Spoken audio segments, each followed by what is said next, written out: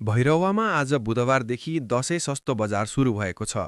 निजी उद्योगी व्यवसायीहरूको साझा संस्था सिद्धार्थ उद्योग वाणिज्य सङ्घले चाडपर्व लक्षित उपभोग्य सामानहरू गुणस्तरीय, सस्तो र सुलभ दरमा एकै छानामुनि उपलब्ध गराउने उद्देश्यले 5 दिनको लागि दशैं सस्तो बजार सञ्चालन गरेको हो। अहिलेको विषम परिस्थितिलाई मध्यनजर गर्दै विगत जस्तै यस वर्ष पनि 12 गतिसम्म दशैं बजार लगाइएको सङ्घका अध्यक्ष नेत्रप्रसाद आचार्यले जानकारी दिए। मेलामा दैनिक उपभोग्य वस्तुहरू, खाद्यान्न, भाँडाकुँडा, जुत्ता चप्पल, घरेलु उत्पादनका 14 वटा स्टल रहेको छ।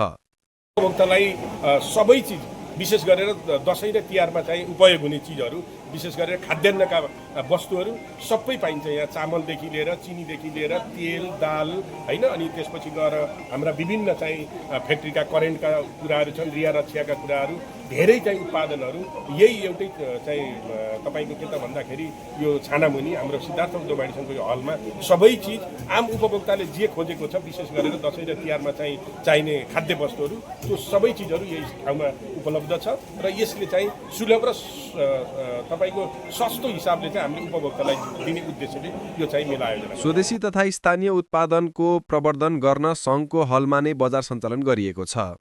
उपभोक्तालाई सस्तो सामान उपलब्ध गराउन एवं दशैं, तिहार र छठ लगायत पर्वमा उपभोक्तालाई स्वदेशी सामान खरिद गर्न प्रेरित गर्ने बजारले उचित मूल्यबारे उपभोक्तालाई सचेतना बढाउने सङ्घको लक्ष्य रहेको छ। नेपाल उद्योग वाणिज्य महासङ्घ लुम्बिनी प्रदेशका अध्यक्ष कृष्ण प्रसाद शर्माले दशैं बजारको उद्घाटन गरेका छन्। सो अवसरमा बोल्दै अध्यक्ष शर्माले नेपाली उत्पादकहरूले पनि गुणस्तरीय उत्पादन गर्दै आएको र यस्तो मेला बजारले त्यसको प्रवर्धन हुने बताए।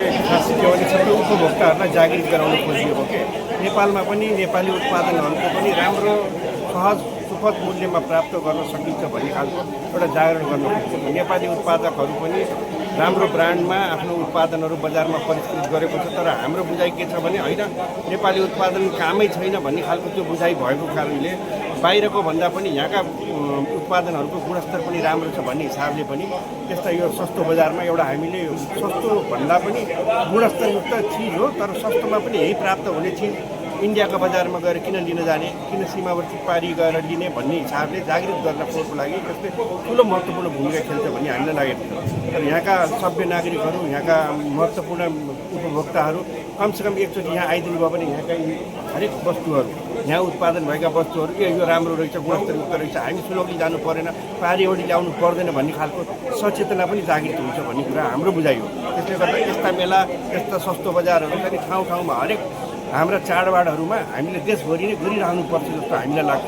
त्यसले गर्दाखेरि निजी क्षेत्रले यस्ता प्रयासहरू निरन्तर गरिरहेको छ र आज यो सिद्धार्थ उद्योग वाणिज्य सङ्घले गरेको यो सस्तो बजार, सस्तो दशैं चाडबाड सँगसँगै बाहिर छरिएर बसेका हाम्रा उपभोक्ताहरू, हाम्रा बाबु नानीहरू आफ्नो घर आउँदाखेरि कमसेकम आफ्नो ठाउँमा, आफ्नो गाउँमा प्राइभेट सेक्टरले यस्तो बजारहरू लगाएको छ, त्यहाँ गएर बुझौँ, हेरौँ, किनौँ भन्ने खालको भावना सिर्जित गर्नका लागि पनि हामीले यो सस्तो बजार चाहिँ आयोजना गरेको छ सिद्धार्थ उद्योग वाणिज्य सङ्घले। उहाँहरूको सबै टिमलाई हामी धेरै धेरै धन्यवाद दिन्छौँ र नेपाल उद्योग वाणिज्य महासङ्घले यस्ता कार्यलाई चाहिँ सधैँ प्रवर्धन गर्दै आएको छ। आफ्ना उत्पादनहरू बजारीकरण गर्नका लागि सहज भूमिका खेल्छ भन्ने हामीलाई लागेको छ।